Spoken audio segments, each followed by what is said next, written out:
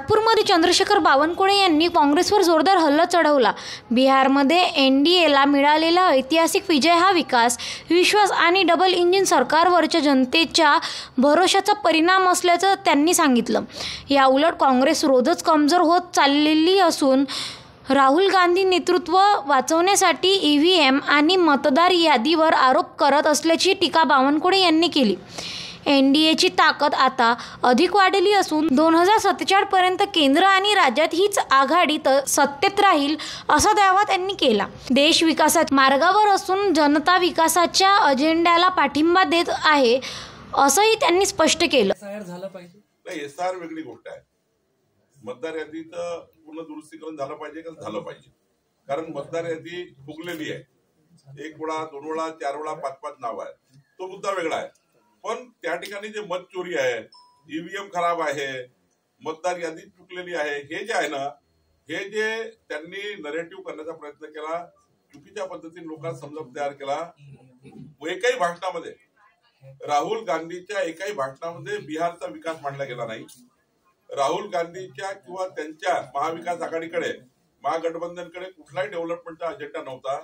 मोदीजींनी विकसित बिहारचा मुद्दा मांडला, नितीश कुमारजीने विकसित बिहार म्हटलं, पण राहुल गांधींनी त्यांच्या कुठल्याही भाषणामध्ये, कुठल्याही दौऱ्यामध्ये विकसित बिहार कसं राहील यावर कुठली चर्चा केली नाही। त्यामुळे जनतेने त्यांना लाथाडलं। याचा परिणाम महाराष्ट्र असंही, कारण की आगामी काळात गुजरातच्या निवडणुका, उत्तर प्रदेशच्या आणि आता महाराष्ट्राच्या निवडणुका लागलेल्या आहेत, त्याच्यावरही परिणाम होईल असं दिसतं। एकंदरीत देशामध्ये परिणाम आहे, कारण हा काही हवेचा वातावरण नाहीये। या ठिकाणी भारतीय जनता पार्टी आणि अलायन्सवर जनतेचा विश्वास आहे। महाराष्ट्र सुद्धा 51% वर मत घेऊन आम्ही या ठिकाणी निवडणुका जिंकू। आमची महायुती 2/3 बहुमत घेऊन महाराष्ट्रात आमच्या महानगरपालिका, जिल्हा परिषद, पंचायत समिती जिंकेल। मला 100% या ठिकाणी विश्वास आहे, कारण महाराष्ट्राची जनता सुद्धा डबल इंजिन सरकारवर विश्वास ठेवत आहे। देवेंद्रजीच्या नेतृत्वावर, मोदींच्या नेतृत्वावर विश्वास ठेवत आहे, आणि त्यामुळे महाराष्ट्र हा क्रमांक 1 विकसित महाराष्ट्र करण्याचा संकल्प देवेंद्र फडणवीसजींनी केला। त्या संकल्पाला बिहारची जनता, आपली महाराष्ट्राची जनता साथ देईल। बिहारमध्ये आता भाजपच्या समर्थनाने नितीश कुमार मुख्यमंत्री, त्यामुळे केंद्र सरकार आता जास्त मजबूत होईल या निकालाने। केंद्र सरकार अधिक मजबूत आहे, एनडीए आमचा मजबूत आहे, आमचा एनडीए मजबूत होईल। शेवटी एनडीएनी या ठिकाणी सर्वांना या ठिकाणी मजबूत करण्याचा प्रयत्न केला, आम्हाला एनडीएने मजबूत करण्याचा प्रयत्न केला। त्यामुळे आम्ही देशामध्ये एनडीए मध्ये जातो आहे। तर या निकालावरनं अजून एनडीएची ताकद वाढलेली आहे, एनडीएचं गठबंधन अधिक घट्ट झालेलं आहे, आणि हे गठबंधन संपूर्ण देशभर पुढच्या काळामध्ये 2047 पर्यंत या देशामध्ये या ठिकाणी आमचं गठबंधन हे केंद्रात आणि राज्यामध्ये राहील। काँग्रेसकडनं कुजबूज सुरू झालेली आहे की पुन्हा एकदा ईव्हीएम कडे बोट दाखवलं जाईल। आता उरले सुरले कार्यकर्ते पार्टीत राहावे। आता आपली पार्टी किमान किंचित चालली आहे, ती थांबवावी, आणि आपला राहुल गांधी जो बाबा आहे त्याचं नेतृत्व कसं तरी जिवंत ठेवायचं। आता हा प्रयत्न केविलवाला प्रयत्न करतील, कारण बाबा जो आहे आता राहुल बाबाला गेले विदेशात निघून, निकालाचा पाहिला कल विदेशात निघून गेले बाबा।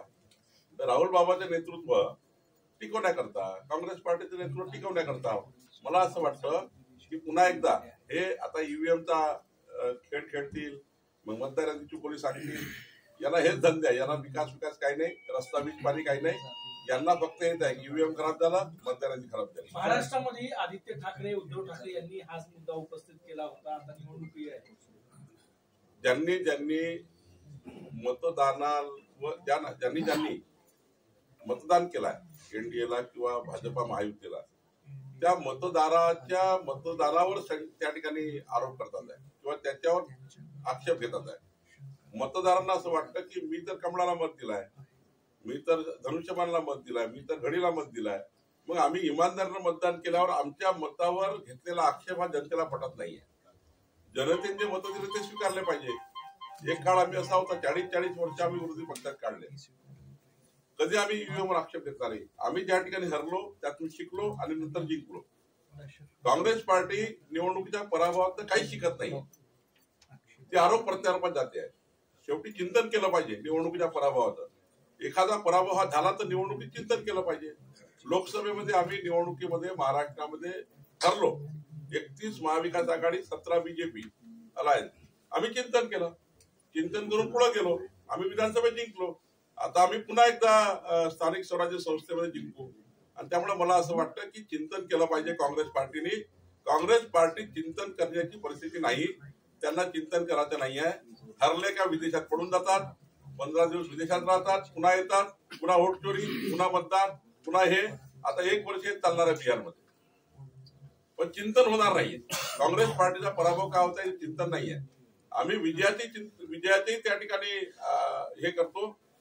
जर विजय झाला तर कशामुळे झाला आणि पराजय झाला म्हणून कशामुळे झाला, हा विशिष्ट भारतीय जनता पार्टीमध्ये या ठिकाणी आम्ही नेहमीच त्याचं रेखांकन करत असतो. त्यामुळे मला असं वाटतं काँग्रेस पार्टी आता ही प्रवाहाच्या दूर चाललेली आहे. 2029 मध्ये काँग्रेस पार्टी ही किंचित झालेली असेल. सर 2 प्रश्न आहे. एक तर मुख्यमंत्र्यांनी बिहारमध्ये 12 पेक्षा जास्त सभा घेतला होता, त्याचा फायदा आहे. आणि दुसरं ज्या भागातून राहुल गांधी आणि तेजस्वी यादव यांच्या रॅली गेल्या तिथं त्या दोन्ही पक्षांना मोठं नुकसान झालं. मी तेच सांगतो की ज्या ठिकाणी प्रधानमंत्री मोदीजींच्या शेवटी बिहारवर सभा झाल्या, शेवटी जे काही प्रधानमंत्री जातात तेव्हा संपूर्ण बिहारच्या जनतेला संबोधित करतात. आमचे अमितभाई असतील, आमचे राष्ट्रीय अध्यक्ष नड्डाजी आहेत, आमच्या केंद्रातले सर्व नेते आहेत, आमचे बिहारचे नेते, तिथे प्रभारी विनोद तावडेजी, आमचे देवेंद्रजी त्या ठिकाणी गेले. शेवटी यांनी सर्व विकास मांडला, विकसित बिहार मांडलं. आणि दुसरीकडे नुसत्या त्या ठिकाणी चवळ्या केल्या, त्या ठिकाणी नुसतं वोटचोरी मतचोरी वोटचोरी मतचोरी एवढंच मांडलं. त्यामुळे शेवटी जनतेला काय पाहिजे असतं, मतदान कशाला घेतो आपण, विकासाकरता मतदान घेतो. विकासाची गोष्ट झाली पाहिजे. काय तुम्ही करणार आहे निवडून आल्यावर, विकसित बिहारचा काय तुमच्याकडे रोडमॅप आहे? काहीच रोडमॅप नाही आहे.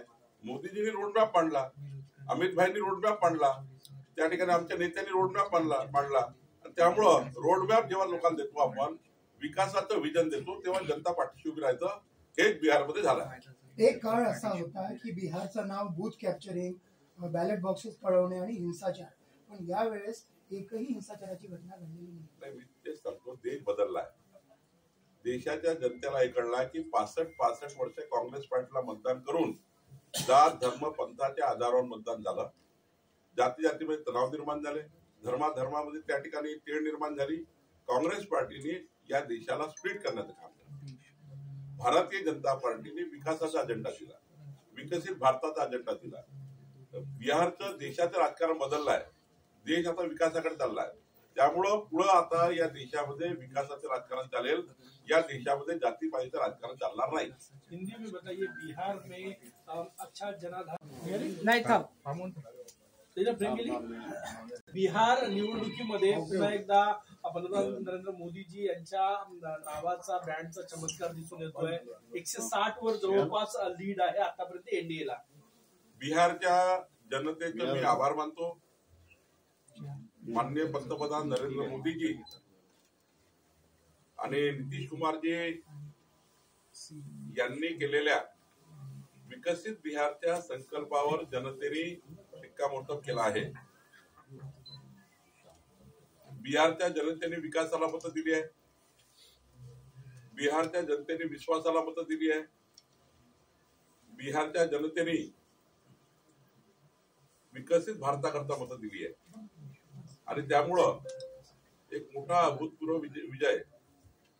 उद्या जर आपण पर्सेंटेज ऑफ वोट्स काढले तर बिहारच्या इतिहासामध्ये कधी एवढं बहुमत एनडीएला मिळालं नाही. तेवढं मोठं बहुमत या ठिकाणी मोदीजी आणि नितीश कुमारजींना मिळताना दिसत आहे. माननीय पंतप्रधान मोदीजी यांच्या नेतृत्वामध्ये हा एक मोठा ऐतिहासिक विजय बिहारच्या राजकारणामध्ये आहे. आणि मला विश्वास आहे की मोदीचं नेतृत्व आता हे संपूर्ण विश्वाने जसं स्वीकारलं, भारताने ज्या प्रत्येक जनतेने स्वीकारलेला आहे, 140 कोटी जनतेचा भारत देश मोदीच्या मागे उभा झाला आहे. काँग्रेस जे आहे, ज्यांनी ईव्हीएम वरून प्रचंड आरोप केले राहुल गांधी यांनी, काँग्रेस अगदी तळाला दिसत आहे. 15 जागांवर लीड आहे फक्त आतापर्यंत काँग्रेसला. काँग्रेस पार्टी ही रोजच कमजोर होत चालली आहे. काँग्रेस पार्टीचं नेतृत्व राहुल गांधी हे आता हतबल झाले आहेत किंवा त्यांच्या नेतृत्वाला देशाच्या जनतेची मान्यता नाही. केवळ आपले कार्यकर्ते पक्ष आणि आपलं नेतृत्व टिकवण्याकरता मतदार यादी ईव्हीएम यावर दोष देऊन या ठिकाणी ते कसा तरी आपला वेळ काढूपणा करतायत. पण त्यांच्याकडे आता मुद्दे नाही आहे, विकासाचे मुद्दे नाही आहे, विकासाचा अजेंडा नाही आहे, कुठल्याही गोष्टीचा अजेंडा काँग्रेसकडे नाही आहे.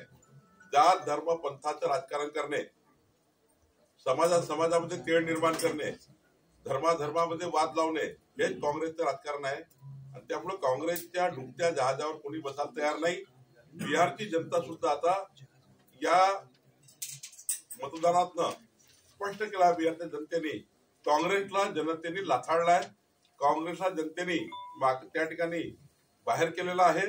आणि पुढच्या काळात तर 2029 मध्ये काँग्रेस ही इतिहासातली सर्वात छोटी पार्टी होईल अशी त्या ठिकाणी परिस्थिती असणार आहे. बिहारचं यश हे कशामुळे मिळालं, जी आघाडी दिसते, काय वाटतं तुम्हाला? कारण की जसं लाडकी बहीण महाराष्ट्रात होतं तसं इथेही महिलांसाठी वेगळ्या योजना एनडीए सरकारने दिल्या होत्या. मी यापूर्वीच सांगितलं आहे की बिहारची जनता विकासाच्या बाजूने आहे. डबल इंजिन सरकार, मोदीचं सरकार, नितीश कुमारचं सरकार, डबल इंजिन सरकारच देशाचा फायदा करून बिहारचा विकास करू शकतं. आता जे काही सरकार बनेल, इकडे मोदीचं सरकार, बिहारचं सरकार मिळून हे सरकार बिहारच्या जनतेला न्याय देईल. आणि बिहारच्या जनतेला विश्वास आहे, महाराष्ट्र जनतेला विश्वास आहे की जे आश्वासनं, जे वचनं आम्ही संकल्प पत्रात दिले आहेत, आम्ही आमच्या मॅन्युफॅक्चरमध्ये दिले आहेत, ते आम्ही पूर्ण करतो. हे जनतेला पटलं आहे.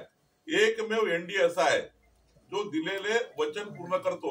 आणि म्हणून बिहारच्या जनतेने आम्हाला त्या ठिकाणी बहुमत दिलं आहे. बावनकुळे साहेब, SIR मतदार यादीचे शुद्धतेचा मुद्दा मोठा करण्यात आला आणि रिझल्ट अशा पद्धतीने येत आहे, तर राहुल गांधींचा